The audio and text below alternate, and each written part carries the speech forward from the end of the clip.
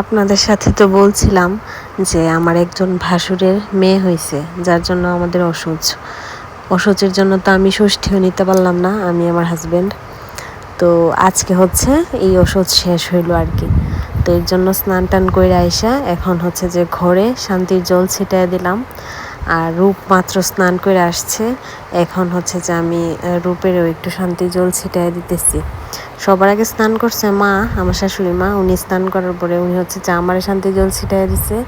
তারপর হচ্ছে যে আমি স্নান করছি, পরে মা বলছে যে তুমি পরে সবাই যারা যারা স্নান করে আসে সবারই জল ছিটাই দিও।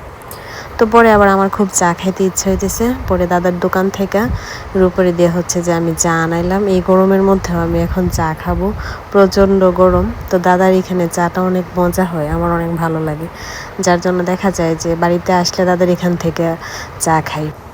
আজকে তো একাদশী, এর জন্য মা হচ্ছে যে সাবু জাল দিছে। তো এখন হচ্ছে যে রূপ সাবু নিয়ে বসছে, এখন সে সাবু খাবে। আমার আবার ডাক দিছিল।